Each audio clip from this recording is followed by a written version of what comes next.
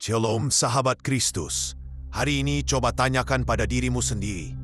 Jika saya mati detik ini juga dan berdiri di hadapan takhta pengadilan Kristus, apa yang akan terjadi? Banyak orang Kristen modern menjawab dengan senyum lebar. Oh, saya akan disambut dengan pelukan hangat. Saya akan menari di jalan-jalan emas. Saya akan reuni dengan keluarga. Narasi ini terdengar indah, menenangkan, dan sangat laku dijual di mimbar-mimbar gereja masa kini yang lebih suka memberitakan Tuhan itu asyik daripada Tuhan itu api yang menghanguskan. Tapi dengar baik-baik, saudara-saudaraku yang terkasih, Alkitab tidak seperti itu. Yesus Kristus, Sang Hakim Agung, memberikan gambaran yang sangat berbeda tentang hari penghakiman. Dia tidak melukiskannya sebagai pesta reuni yang santai.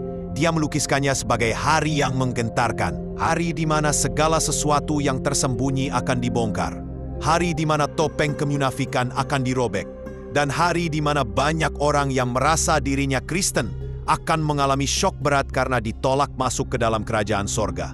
Kita hidup di zaman di mana takut akan Tuhan sudah hilang dari kamus gereja. Kita lebih takut miskin, lebih takut sakit, lebih takut dihina orang daripada takut akan murka Allah yang menyala-nyala terhadap dosa. Kita lupa bahwa Allah yang sama yang menciptakan pelangi adalah Allah yang sama yang menenggelamkan dunia di zaman Nuh. Kita lupa bahwa Yesus yang sama yang memeluk anak-anak kecil adalah Yesus yang sama yang akan datang dengan mata seperti nyala api dan pedang tajam keluar dari mulutnya untuk menghakimi bangsa-bangsa. Hari ini, kita akan membongkar 6 hal yang paling ditakuti umat Kristen pada waktu penghakiman berdasarkan perkataan Yesus sendiri. Ini bukan dongeng pengantar tidur. Ini adalah peringatan dini dari sorga supaya kamu tidak mati konyol dalam kesesatanmu. Siapkan hatimu, buka telingamu, dan jangan matikan video ini jika kamu merasakan panas di dadamu. Karena itu mungkin Roh Kudus sedang menegurmu sebelum terlambat. Hal pertama yang akan membuat lutut orang Kristen gemetar hebat di hari penghakiman adalah terbongkarnya dosa tersembunyi yang tidak pernah diakui. Yesus berkata di Lukas 12:2-3, "Tidak ada sesuatu pun yang tertutup yang tidak akan dibuka, dan tidak ada sesuatu pun yang tersembunyi yang tidak akan diketahui.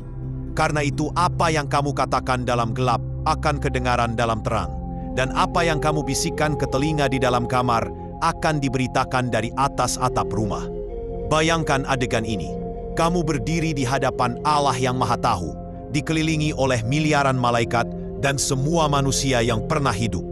Lalu, sebuah layar raksasa, secara metafora, menampilkan semua dosamu yang selama ini kamu sembunyikan rapat-rapat. Perselingkuhanmu yang kamu kira tidak ada yang tahu. Uang korupsi yang kamu nikmati diam-diam. Pornografi yang kamu tonton saat istri dan anakmu tidur. Kebencian dan dendam yang kamu simpan di balik senyum manismu di gereja. Semuanya diputar ulang dalam resolusi tinggi, 8K tanpa sensor. Betapa malunya, betapa hancurnya harga dirimu. Di dunia ini, kamu bisa menipu pendetamu. Kamu bisa menipu pasanganmu dengan wajah polos. Kamu bisa membangun citra sebagai aktivis gereja yang saleh. Tapi di hadapan tahta putih, tidak ada topeng. Kamu telanjang. Ibrani 4:13 berkata, "Dan tidak ada suatu makhluk pun yang tersembunyi di hadapannya, sebab segala sesuatu telanjang dan terbuka di depan mata Dia, yang kepadanya kita harus memberikan pertanggungan jawab." Banyak orang Kristen meremehkan dosa tersembunyi.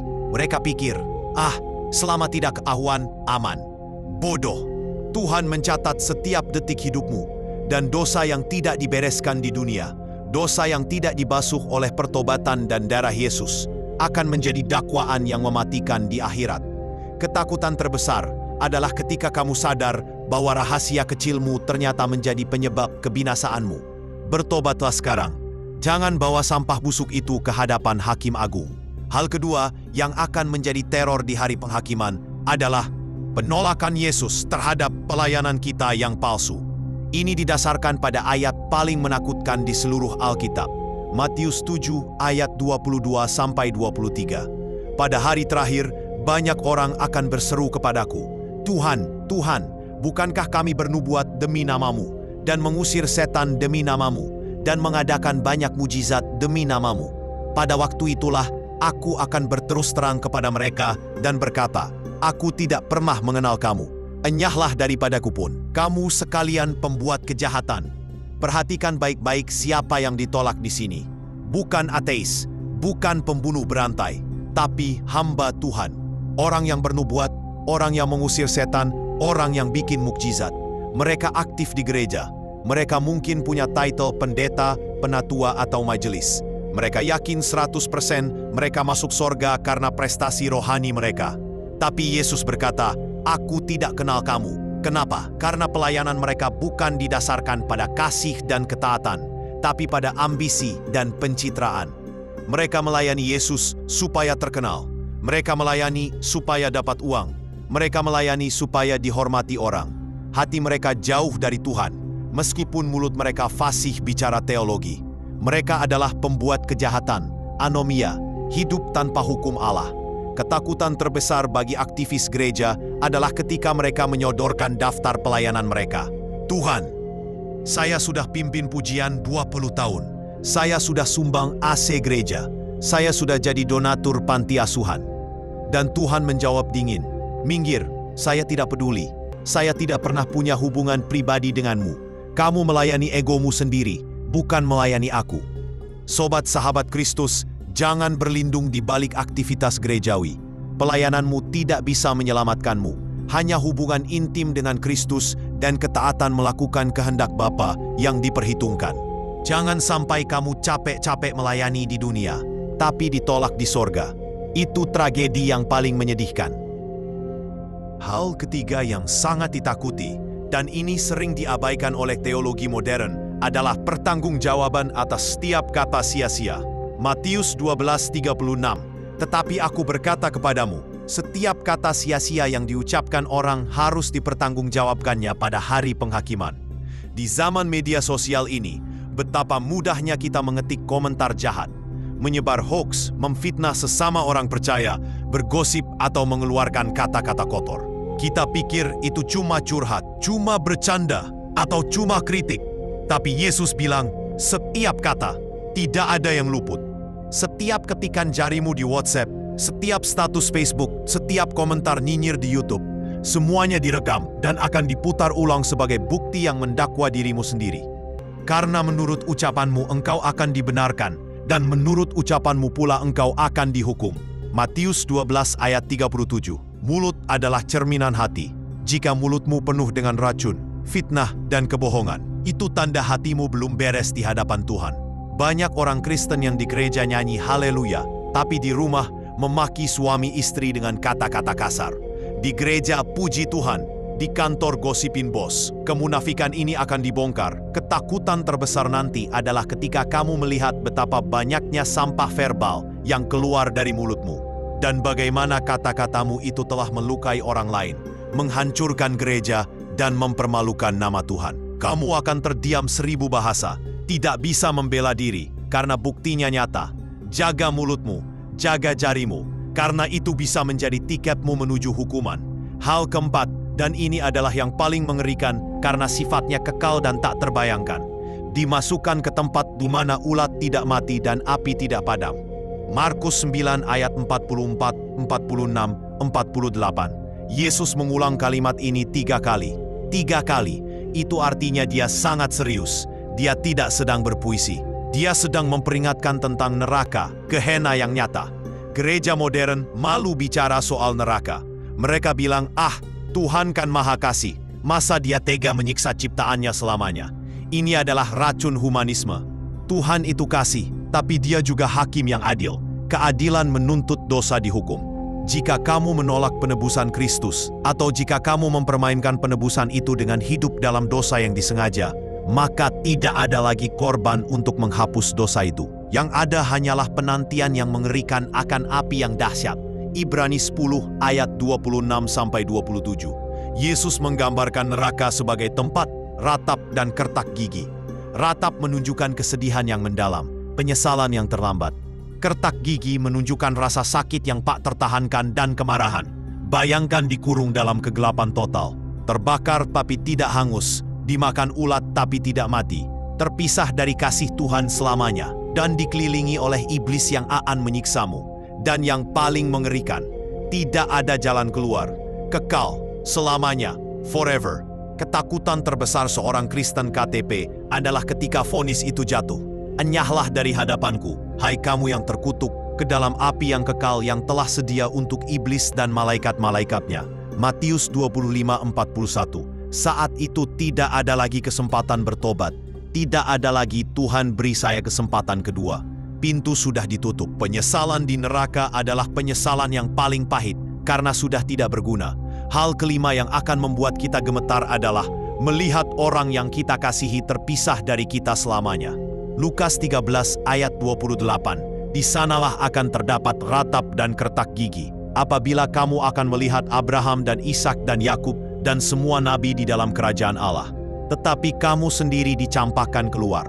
Bayangkan skenario ini.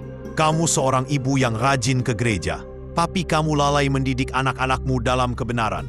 Kamu membiarkan anakmu hidup duniawi, pacaran beda agama, tidak takut Tuhan, asal mereka sukses dan kaya. Di hari penghakiman, kamu mungkin karena anugerah masuk sorga, tapi kamu melihat anakmu sendiri diseret ke neraka. Atau sebaliknya, anakmu yang saleh masuk sorga, tapi kamu yang munafik dicampakkan keluar. Pemisahan ini abadi, tidak ada kunjungan, tidak ada video call. Kamu akan melihat orang-orang yang kamu cintai binasa karena kelalaianmu menjadi saksi bagi mereka. Atau kamu akan melihat mereka selamat, sementara kamu sendiri binasa, padahal kamu yang mengajak mereka ke gereja. Betapa mengerikannya perasaan itu. Yehezkiel 3 ayat 18 memperingatkan kita, kalau aku berfirman kepada orang jahat, engkau pasti mati, dan engkau tidak memperingatkan dia, orang jahat itu akan mati dalam kesalahannya. Tetapi aku akan menuntut pertanggungan jawab atas nyawanya daripadamu. Darah orang-orang yang tidak kita injili, darah keluarga yang kita biarkan sesat, akan dituntut dari tangan kita. Ketakutan terbesar adalah menyadari bahwa kita egois, hanya peduli keselamatan sendiri, tapi masa bodoh dengan keselamatan orang lain. Hal keenam, yang sering kali menjadi kejutan pahit adalah hilangnya mahkota karena ketidaksetiaan. Wahyu 3:11. Aku datang segera, peganglah apa yang ada padamu, supaya tidak seorang pun mengambil mahkotamu. Banyak orang Kristen berpikir, yang penting masuk sorga, jadi penjaga pintu juga nggak apa-apa. Ini mentalitas budak, bukan mentalitas anak raja. Tuhan menyediakan upah, mahkota dan kemuliaan bagi mereka yang setia. Tapi Alkitab memperingatkan bahwa pekerjaan kita akan diuji dengan api. 1 Korintus 3 ayat 13-15. Jika pekerjaanmu dibangun dari emas, perak, batu permata, motif murni, memuliakan Tuhan, ia akan bertahan. Dibangun dari kayu, rumput kering, jerami, motif duniawi, cari puji asal-asalan, ia akan terbakar habis. Jika pekerjaannya terbakar, ia akan menderita kerugian, tetapi ia sendiri akan diselamatkan, tetapi seperti dari dalam api. Bayangkan masuk sorga, tapi dengan tangan kosong. Bau hangus, sementara orang lain menerima mahkota kehidupan, mahkota kebenaran, dan memerintah bersama Kristus. Kamu hanya berdiri di pojokan, malu, karena kamu menyia-nyiakan hidupmu di dunia untuk hal-hal yang fana. Kamu sibuk cari uang, sibuk hobi, sibuk karir, tapi nol besar untuk kerajaan Allah. Ketakutan akan hilangnya upah dan rasa malu di hadapan Tuhan yang telah mati bagimu adalah hal yang nyata. Kita diselamatkan bukan karena perbuatan, tapi kita diselamatkan untuk melakukan perbuatan baik yang telah dipersiapkan Allah. Efesus 2 ayat 10. Jika kita gagal memenuhi panggilan itu, kita akan kehilangan kemuliaan kekal yang seharusnya menjadi milik kita. Sobat sahabat Kristus, keenam hal ini, dosa tersembunyi, pelayanan palsu, kata-kata sia-sia, neraka kekal, pemisahan keluarga, dan hilangnya mahkota adalah realitas yang akan kita hadapi, cepat atau lambat. Tidak ada yang bisa lari dari pengadilan Kristus, Bema Seat, dan pengadilan tahta putih. Pertanyaannya sekarang, bagaimana responmu? Apakah kamu mau terus hidup dalam kemunafikan? Apakah kamu mau terus bermain-main dengan dosa? Apakah kamu mau terus menjadi Kristen yang suam-suam kuku? Ingat, Tuhan tidak bisa disuap dengan persembahanmu. Tuhan tidak bisa ditipu dengan air mata palsumu. Dia melihat hati. Jikalau orang benar saja berdosa, di manakah orang fasik dan orang berdosa akan tampil? 1 Petrus 4 ayat 18. Jika standar Tuhan begitu tinggi, siapa yang bisa bertahan? Hanya mereka yang benar-benar lahir baru. Hanya mereka yang hidupnya dipimpin oleh Roh Kudus. Hanya mereka yang menyalibkan dagingnya setiap hari. Hanya mereka yang menjadikan Yesus bukan sekadar juru selamat, tapi Tuhan, bos, penguasa, raja atas seluruh aspek hidupnya.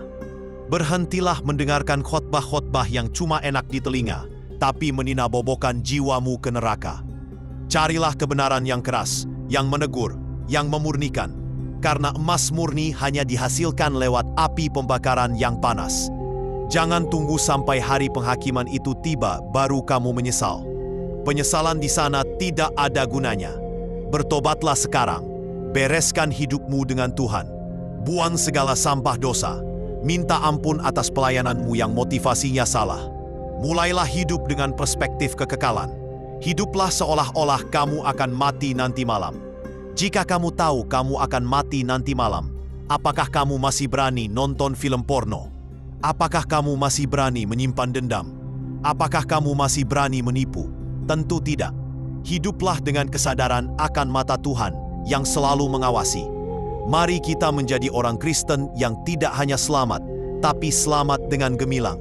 Orang Kristen yang ketika bertemu Yesus, dia akan tersenyum dan berkata, "Baik sekali perbuatanmu itu, hai hambaku yang baik dan setia. Masuklah dan turutlah dalam kebahagiaan Tuanmu." Matius 25 ayat 21. Itu adalah kalimat terindah yang bisa didengar telinga manusia. Kejar kalimat itu. Jangan biarkan iblis mencuri kesempatanmu. Jangan biarkan dunia menipu fokusmu. Waktu sudah sangat singkat. Tanda-tanda zaman sudah jelas. Hakim Agung sudah berdiri di ambang pintu. Kiranya Roh Kudus membakar hati kita hari ini dengan api takut akan Tuhan yang suci. Biarlah kita didapati tak bercacat dan tak bernoda pada hari kedatangannya. Bagi Dialah segala hormat, pujian dan kemuliaan, dari sekarang sampai selama-lamanya. Soli Deo Gloria. Segala kemuliaan hanya bagi Allah. Tuhan Yesus memberkati kalian semua yang memilih jalan sempit menuju kehidupan. Amin. Shalom.